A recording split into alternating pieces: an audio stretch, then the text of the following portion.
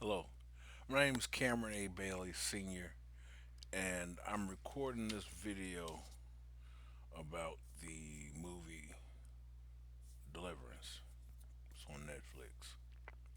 I want to share with it's important that you understand that every person that is sharing or giving their commentary or sharing their comments or what you may call an opinion about the movie is doing so based on their knowledge and experience. With that being said, I've had not just a shady life as part of my history and my past, but I've also had a life that's actually been involved in some spirit, let's say spiritual encounters. On both sides, as far as on positive and having a relationship with God, which is where it is now, and also in regards to in having a relationship, having an evil, and I don't know how you call it. Some would call it living in sin, but it was more than just living in sin because of the different acts and things that I did regarding evil spirits and so forth and so on. So that's the a little bit about where I'll be talking about the movie. The One of the things I noticed when it opened up with Tasha, well not, yeah, Tasha Smith was preaching. Uh, there was inaccuracy with what she. So here's the thing: the snippets of scripture that she referenced were accurate. However, how those snippets were put together as her message um, made it resulted in an inaccuracy. Specifically, what did I write? Salvation is not based on Lazarus rising from the dead. Because if I remember correctly, she said something along the lines about if about Lazarus being raised from the dead, and if you believe that Lazarus was raised from the dead, thou shalt be saved. That's where the inaccuracy is. The See. Oh, another thing I want to mention is that you know how have you ever played a game, whatever game it is, any game, for the first time or the first few times, didn't know the rules, wasn't familiar with the rules, and definitely didn't have a strategy, right? Okay. So I want you to remember that and think about that when we're talking about this movie. Another important thing to that came to mind, and please excuse me, don't take this the wrong way.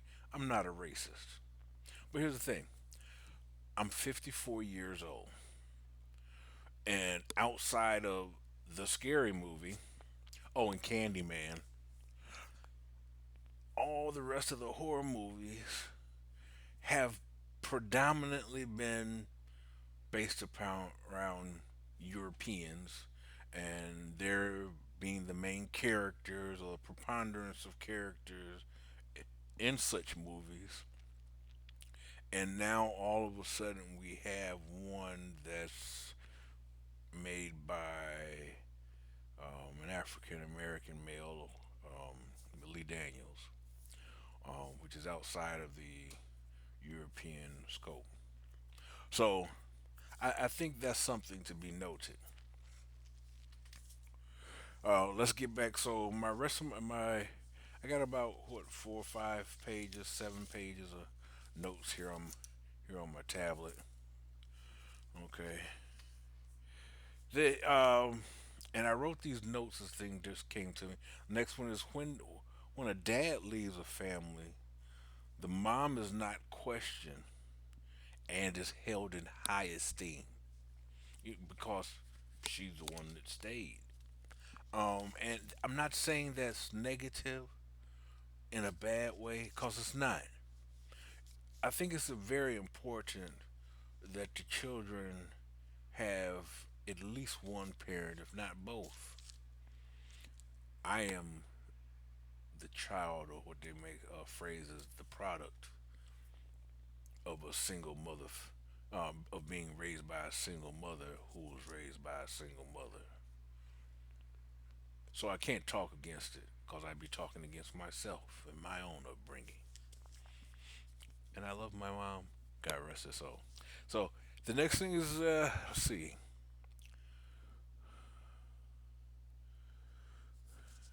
I wrote movie.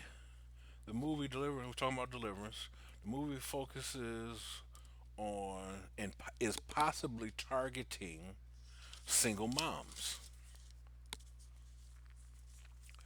I noticed throughout the movie that that there are multiple conflicts of interest. We got a mom who care who cares and protects her children, a mom who abuses children, and so this is in regards to characters, because sometimes characters have conflicts within themselves, and not just necessarily or specifically a conflict with the character in the movie. So I'm not talking about the character. I'm not talking about my having a conflict with the character in the movie. I'm talking about the conflicts that the characters in the movie are facing themselves, and from the perspectives from which they're acting in or interacting in, as far as within the role of the character in the movie.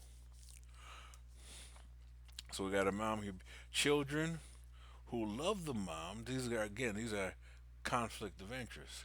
Children who love mom and dislike some things she does. An absent dad, a mom with her mother. So then we generational conflicts. The and I thought it was very interesting and also exemplifies about the conflicts, but from a positive side, but in regards to how things are can be generational. Specifically, remember the scene where the grandmother is braiding the daughter's hair, who's doing the granddaughter's hair. So that's three generations. Oh, and here's the thing: they're watching TV, and while they're watching TV, they're engaging with what they're watching, and as the grandmother, so the daughter, so the grandchild, the granddaughter. Okay. So next is this. Uh, I noticed some emotional threads or strings throughout the movie. There was unforgiveness, animosity, stress, frustration, finances, and health were some of the issues that that were prevalent throughout the movie. Ah, next there was a part where the was talk. This was after the hair braiding scene. Shortly thereafter, I can't remember what prompted it, but they were doing something, and I think it might have been when they were talking about the birthday, and the daughter wanted the phone, and she asked was she still going to get the phone, and the mom responded some kind of way, and then it was said, "I'm tired of being broke." And so, being tired of being broke is the child's perspective, but then there's also an adult perspective. Then there's a perspective as a parent, whether single or married. And so, here's the thing: it's the same situation about being broke. It has to do with finances, but there's a different perspective from a child as compared to a parent, as compared to an adult, and there was a difference there. The next thing is that, let's see. Okay. The I, I'm not judging. Again, this is from my perspective. The I didn't really care, and I was a little offended by the mom or grandmother who was going to church and saying that she was saved and she was still cussing and smoking cigarettes. And I understand, and because I even wrote because sometimes here's the thing. I understand that none of us are perfect. I'm not perfect. I'm not pretending to be perfect. I'm not confused. I'm not delusional and think that I'm perfect. I don't act perfect or I don't pretend to be perfect. What I do is I work at being a better person today than I was yesterday. And it's important to me not to repeat the mistakes or repeat the wrong decisions that I made in the past, not to repeat them today. So in that instance, I wrote down buffet faith, not being fully committed.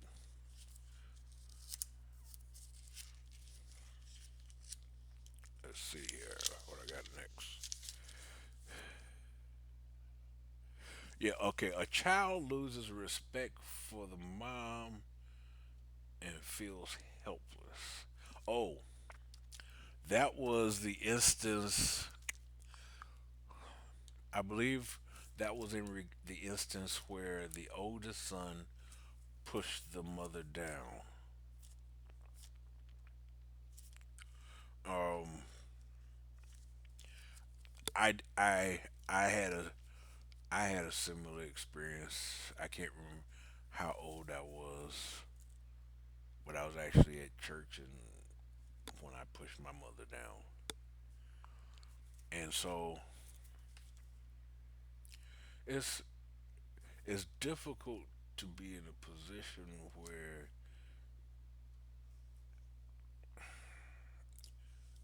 someone and where an adult parent does something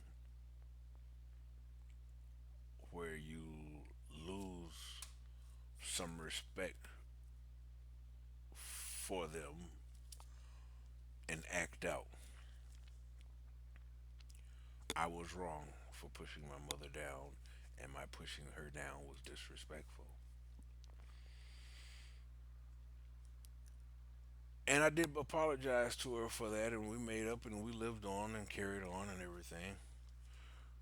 But that does happen sometimes, and I mean, one of the ways you can easily tell when there's a loss of respect is when the words in the conversation that one has or a child has with their parent. Let's see now. Okay, my next note is, oh yes.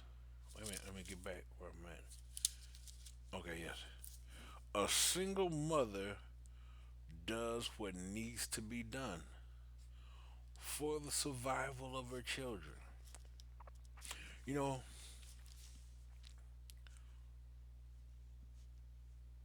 and being the son, the only son of a single mother who was also an only child, my mother did what she needed to do to take care of me. I don't know everything. I don't know everything that she did because there were some things she didn't do in front of me. I don't know what those were. I'm not going to speculate. But I do know a single mother in her right mind will do anything and everything she can to provide for a child. and a good dad will too. And they both, whether together or not, will go without in order to make sure that the children have.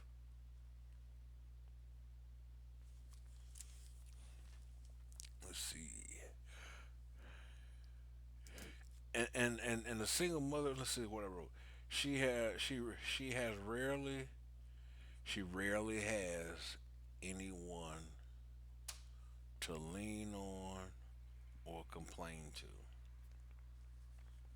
My next note is the presence of evil spirits and demons are dismissed as mental disorders or figures of one imagination. Remember the youngest child said he was when asked who was he talking to, and he said he was talking to his friend, but we call it invisible friend. It was a spirit or demon that was present who he was talking to, but it was dismissed, categorized as a mental health issue. Too many times that occurs.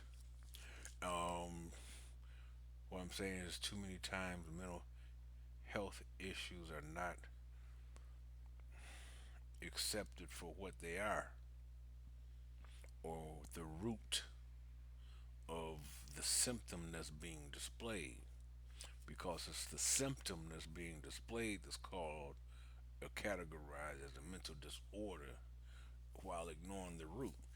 Just like with pain. I'm talking about pain because I was physically injured in the military and I have pain. So when it comes to pain medication, the pain medication does not stop the pain. What pain medication does is block the receptors of the nerve so that the brain or as the pain is not recognized within the mind or by the mind. No, I'm not a doctor, and I don't pretend to be a doctor, but I've hyperextended my back, and like I said, I've been dealing with pain from my injury since 1991. My next note is the influence of possession of a family by evil spirits.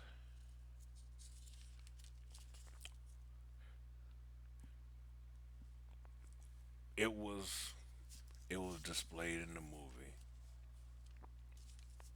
I'll just leave it at that. Let's see, what's my next note? Oh, wow. My next note is that there is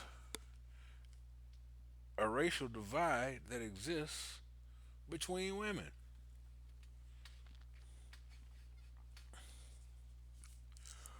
The next thing I saw in the movie is what is depicted happening within a family can also happen between different families, different groups, etc. So it's not the influence, spiritual, the influence of spirits and demons, etc. The conflict, which resulted in what was seen as conflict, and it having an impact on the family structure, the relationships of the family members, the quality of the relationships. What It has an impact. And so the things that you saw depicted in the movie happening with each separate individual and happening with the family overall, happening within the family as the conflict within each individual was contributing to that which the family was going through. Not only that, but then you got the people outside, the let's see, who was it? The worker, which Monique, who came to actually visit, having to do the checkup or follow up. Then there was the who else? lady that turned out to be the prophet or evangelist. It was the one who was taking pictures. And then you have extended beyond that the doctors and the nurses who did the examination when it got when things escalated and the children was taken away. All of these had a factor or contrib. All of these individuals had a contribution through their interaction with one another. And so the same thing is true with you, the viewer, where you are, and with me, with where I am and the people that I interact with. In other words, what I'm saying is that whatever's going on with the individual is part of what they contribute to their interaction or relationships with others, whether it's through words, actions, mannerisms. It all comes out and contributes to the interaction that determines or dictates the quality of that relationship. And it's both natural, spiritual, emotional, and so on and so on. They're all factors that gets in the mix. That's part of the recipe. All right, let's see what else I got here on my notes. Oh, okay, yes, yes, yes, yes, yes. There is. I noticed that it was depicted in the movie that there's a racial divide that exists between women.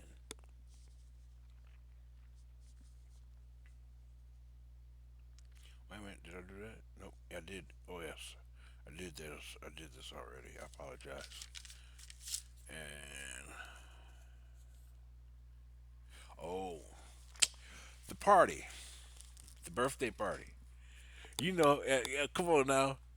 Oh, as adults, there's always two parties, especially when it's a party. When it's a children's party, it's always two parties. Party for the children. All right, go to bed. Party for the adults. Oh, and if you're young and you didn't know that, yes, that's normally how it goes. Especially when you're not focusing on having a relationship with God. And like being saved. Well, I apologize. I don't mean like saved in regards to being fake saved, but really being committed and having a committed relationship with God. So yeah, there's two parties, and the mom, the one in the middle, not the grandmother, but the mom,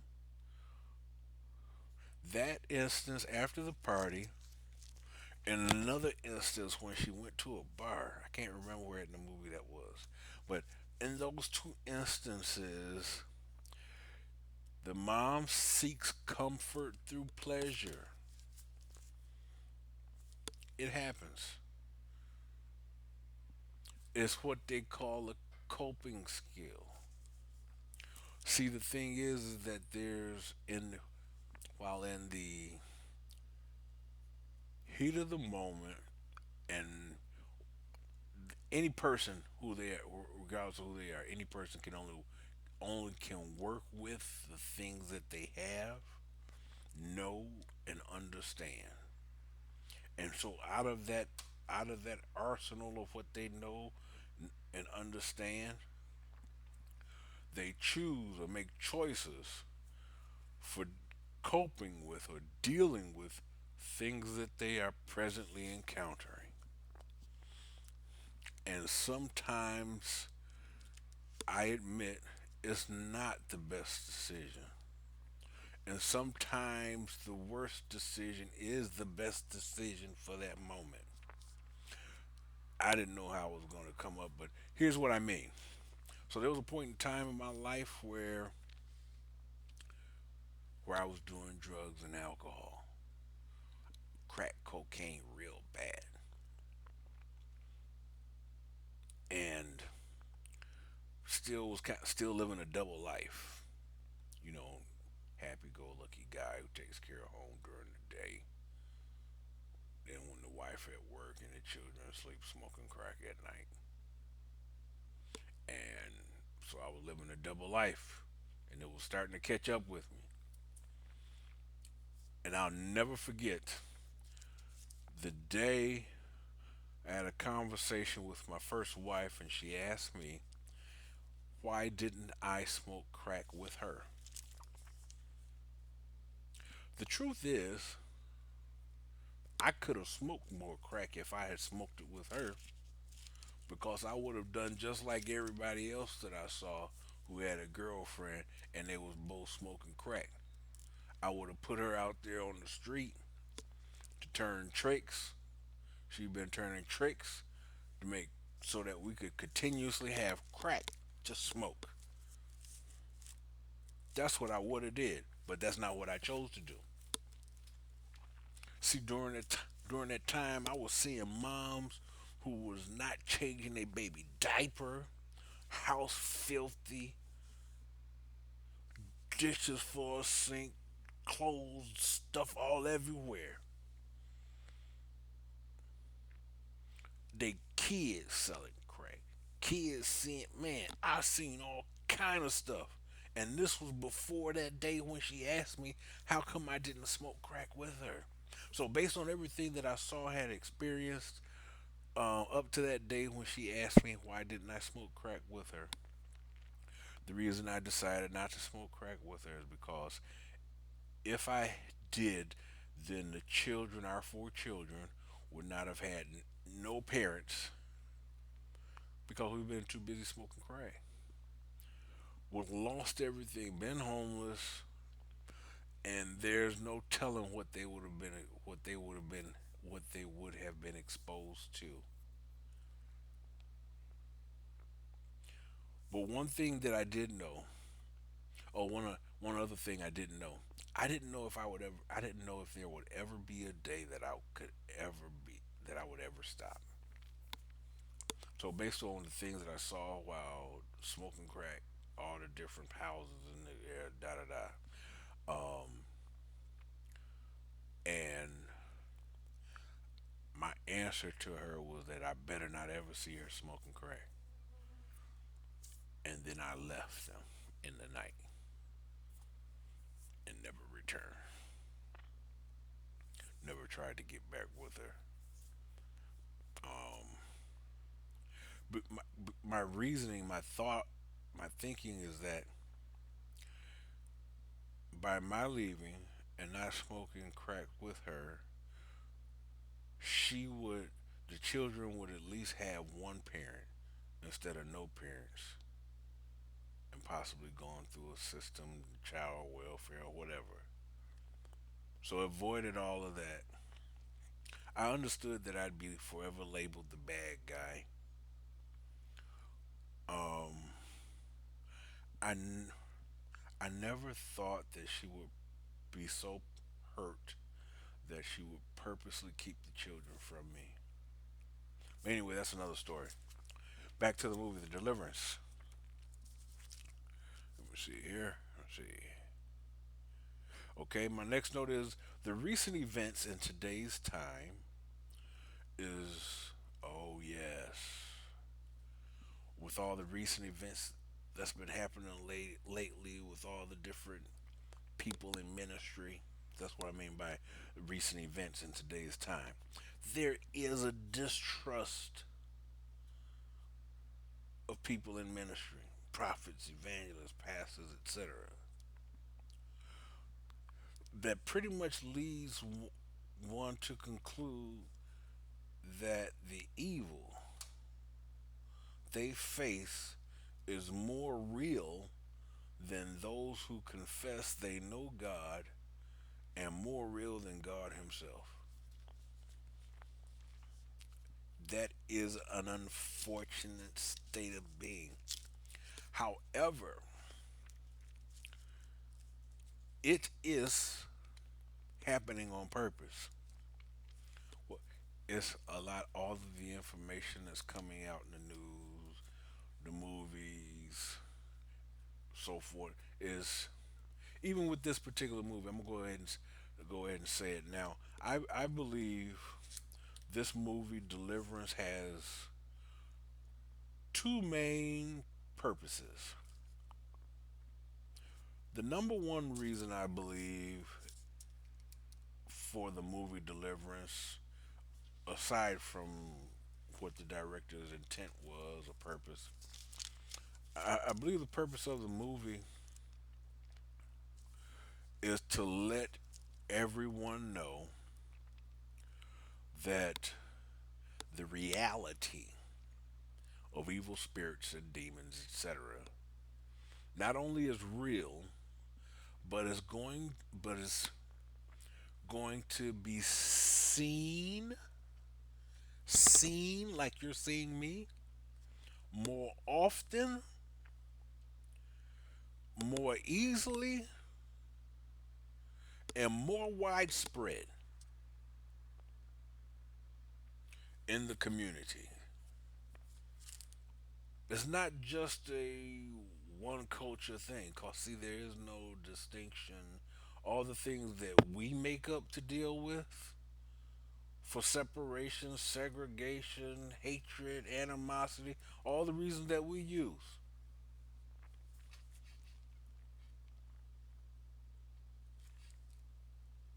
they're what we use. But there's really, they have a source, and we didn't invent them.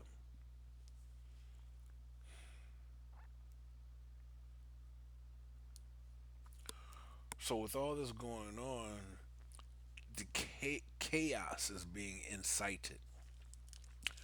Oh yes, because I said there was two reasons. I believe the second reason for this movie Deliverance is because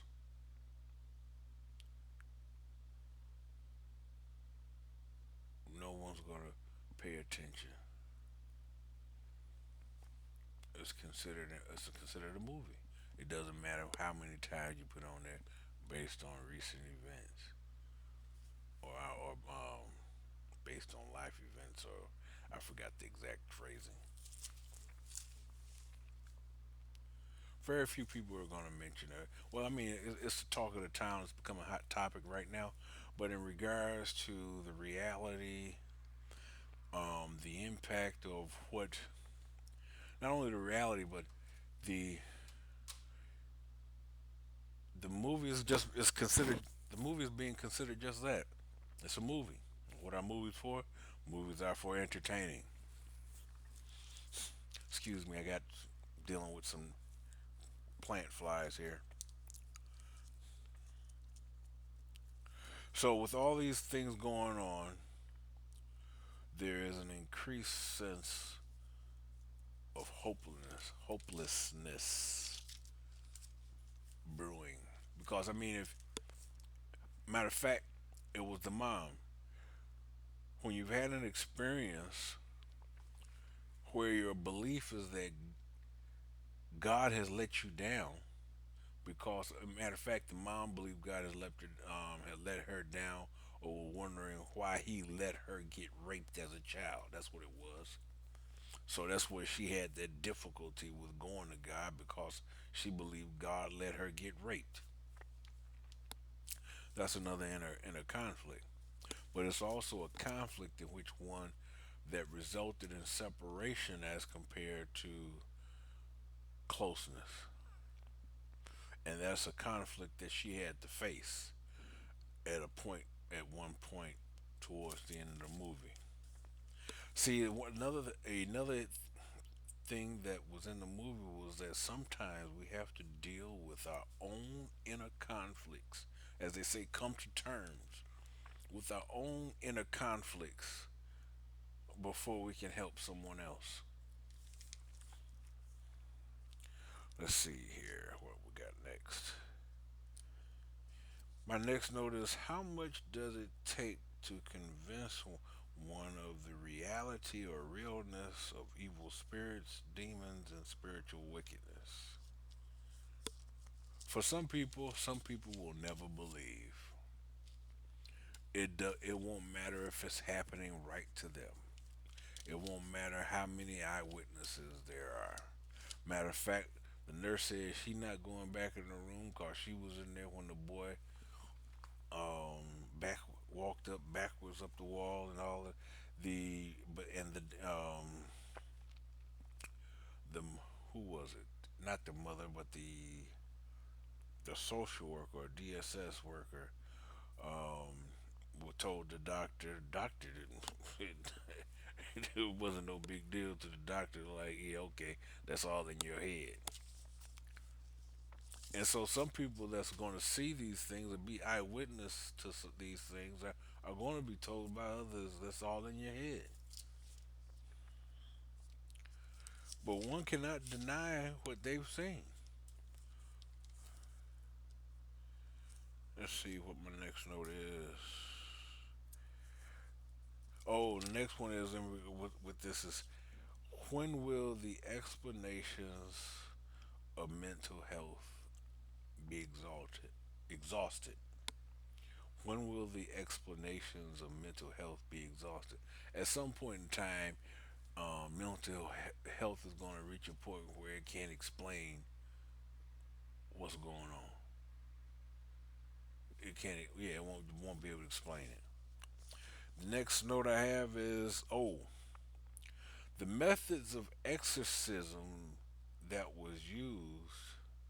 The lady who said she was an evangelist, she had previous before she actually was doing what she called the deliverance, was actually used were actually methods of exorcism. That's what she was calling deliverance was actually methods or steps involved in exorcism. But she previously said she didn't practice or do exorcism. And let's see here. That was my last note. When it comes to deliverance, I thank God and I am happy that I have been delivered from alcohol, drugs, womanizing, um, I don't know, excessive, being obsessed with sex. Um, Again, I'm not perfect. I work at being better, a better person, a better man. Matter of fact, I get to define who I am, who I want to be, and that's what I work towards. When it comes to the movie Deliverance, I'm sure at some point in time throughout that, at some point in time of the movie, one may see themselves or see a family member. I want you to understand, and the most important message I want to share with you is that God is real. Without a doubt, God is real. Whatever you may have experienced in life that you may have doubts or be upset or not on good terms and not have a good relationship with God, whatever's happened, I hope and I pray that that matter is resolved and that you do not hold God guilty for what another person did.